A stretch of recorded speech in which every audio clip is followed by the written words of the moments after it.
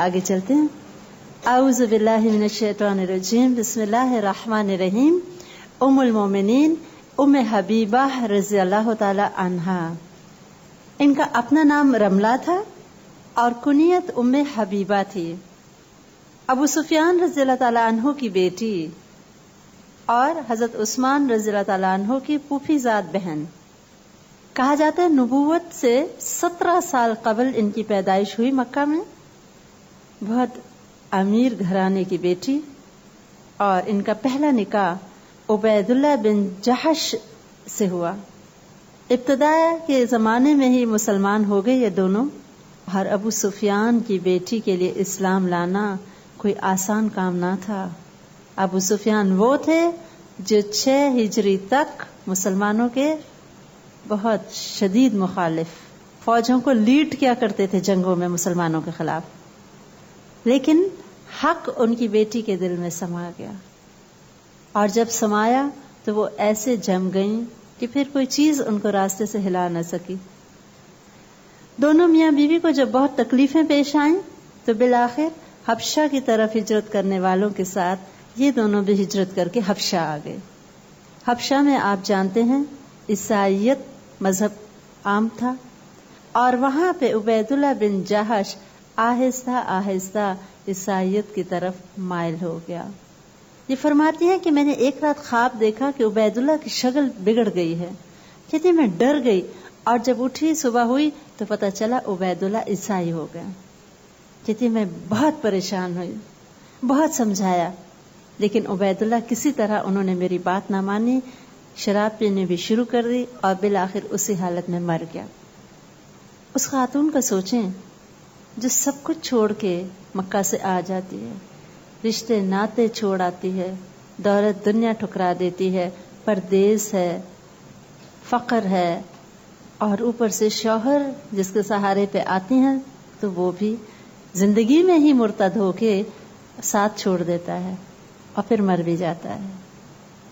لیکن اللہ تعالی علیم ہے، سب کچھ جانتا ہے اور بہت قدردان بھی ہے.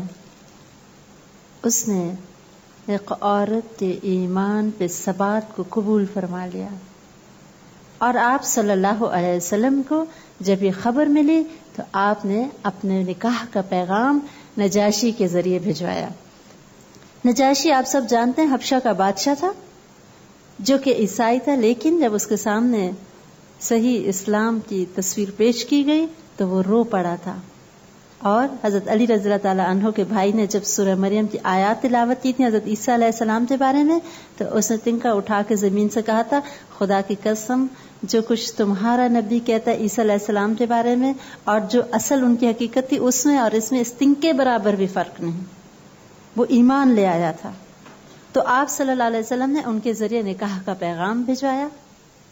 انہوں نے اپنی ایک کنیز کے ذریعے ام حبیبہ رضی اللہ تعالی عنہا کو یہ پیغام پہنچایا. وہ فرماتی ہیں کہ مجھے اتنی خوشی ہوئی کہ خوشی کے مارے جو زیور اس وقت میرے اوپر تھا، چاندی کے کنگن، انگوٹھیاں، سب کچھ اتار کے اس لونڈی کو اتنی بڑی خوشخبری سنانے کا انعام دے دیا. لونڈی نے بھی بہت شکر کر کے وہ سب لیا، اور نجاشی نے باقاعدہ ایک دعوت کی جس میں بہت سے لوگوں کو بلایا. نکاح کا ایجاب اور قبول ہوا، اور جب سب لوگوں نے کھانا کھا لیا، دعوت ہو گئی، تو اس کے بعد نجاشی نے نہایت عزت سے حضرت ام حبیبہ رضی اللہ تعالی عنہا کو پانی کے جہاز کے ذریعے عرب کی طرف روانہ کر دیا. یہی لونڈی جن کو انہوں نے انعام میں اپنے زیورات دیے تھے ان کو رخصت کرنے آئیں، اور عین جب وہ روانہ ہونے لگی تو ایک چھوٹا سا تحفہ دیا کہ میری طرف سے اپنے شادی کا تحفہ قبول فرما لیجیے، اور حضور صلی اللہ علیہ وسلم کو میرا سلام، اور بہت ادب سے بڑا پیارا پیغام بھیجا. حضرت ام حبیبہ رضی اللہ تعالیٰ عنہ فرماتے ہیں جب میں نے تحفہ کھول کے دیکھا تو وہ سب زیورات تھے جو میں نے اس کو انعام کے طور پہ دیے ہوئے تھے. دیکھیے ان لونڈیوں کا بھی ظرف کتنا بڑا ہوتا تھا.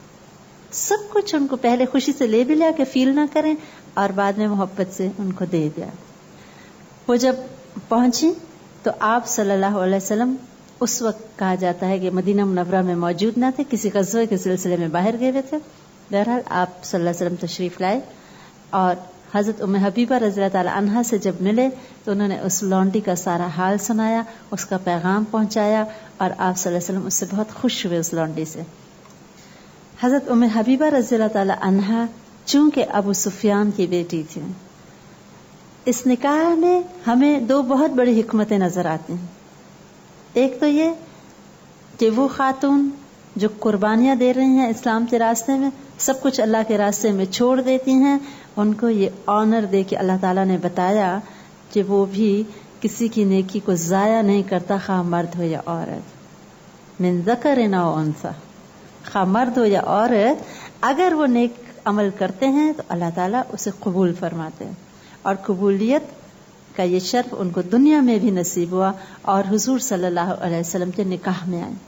اس کے علاوہ ایک اور بہت بڑی حکمت وہ یہ تھی کہ ابو سفیان کی دشمنی نرمی میں بدل گئی۔